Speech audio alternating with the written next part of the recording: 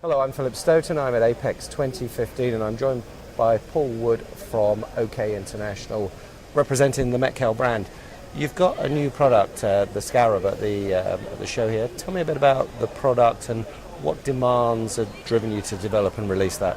Well, a lot of the show is about automation, and in Asia a lot of robots are there for soldering, and you have a lot of selective soldering machines on the market which tend to take operators out of the loop. And so in the rework side of things we have a nice rework machine called the Scorpion, which removes the part and puts the part back, but always the damage is done by an operator with solder wick and a soldering iron, and they always blame the rework machine as that's what removed the pad, but actually it was the operator. So we've made a robotic site cleaning. The generic name in the industry is called scavenging. We've called it Scarab, which is an Egyptian beetle that eats up mess from the floor, and so it was a good way to get the name out there. The name Scorpion has been very successful as a name. So we're taking the soldering iron out of the operator's hand. They're not using wick and scrubbing. This has a vacuum cup in the middle, hot air round nozzle, and it steps pad by pad and sucks the vacuum solder up by vacuum and collects it in a solder chamber, which will last about a week before you need to clean it, and basically takes the operator out the loop. So we've had customers here at the show turn up with space boards that are worth a couple of $100,000. They don't want an operator going near them with a wick. On the other side of things, you have a cell phone where somebody using wick and they knock all the adjacent components off.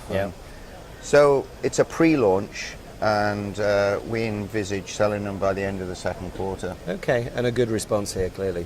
Yeah. Okay. The idea is to take the site cleaning. Currently it's done on competitive products on a rework machine, so the loop would be 5 minutes to remove, 5 minutes to clean, 5 minutes to put back. So on a more expensive rework system you can only do 4 parts in an hour, so it's 15. So the idea is one machine is the Scorpion, one machine is the Scarab, one operator can run both. Okay, so it's and moving the it across. yield is like 50% more throughput. And the list price is in the 25,000 range. Okay. And then the Scorpion is similar.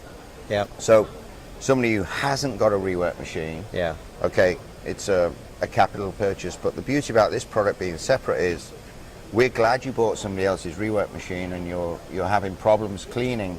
Now we've got a solution. And in the end, they'll probably come back to you for the Scorpion. So that's it makes sense. That's working. And if we look at the rework industry generally, you talk about spaceboards that cost a couple of $100,000, but actually we're seeing more and more value get back on the printed circuit board, and definitely.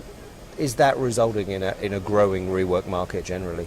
Yeah, I mean, most people think cell phones are a consumable product, you don't fix them.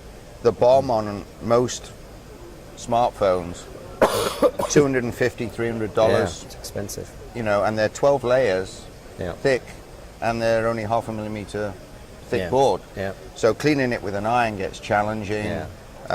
Certainly a lot of stuff coming back from Asia into US because the labor rate's gone up in Asia, and the shipping costs and so on and so forth. And I think this recent strike on the docks has put a few people worried about stuff coming in from Asia. And, of course. And these products, I have for the first time put a sign on the booth, made in America. Okay.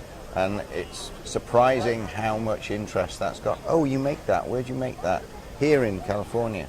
Okay. So that's a plus. It's interesting, isn't it? I've always looked at that kind of regionalization, and you want this global market to operate, but certainly in the last couple of years that Made in USA has become quite an important stamp to contract manufacturers, but also NAFTA to and with military, certainly you can't sell to them if it's made in China. And I was in India in November. I did 5 seminars in 5 cities in November, and they are absolutely pioneering.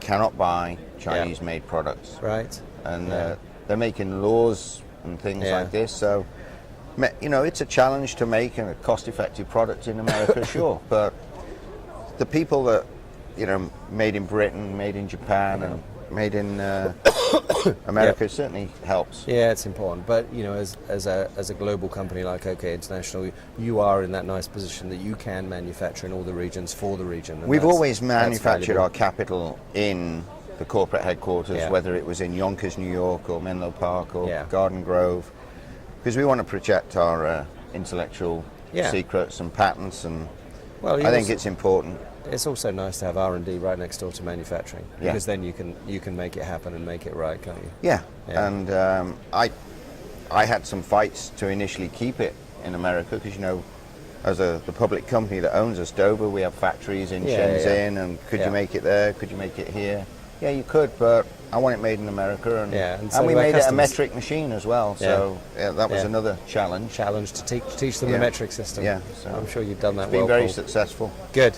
Thanks for stopping by. Congratulations on the new product, and I'm sure it'll be a success. Thank you. All right. Thank you.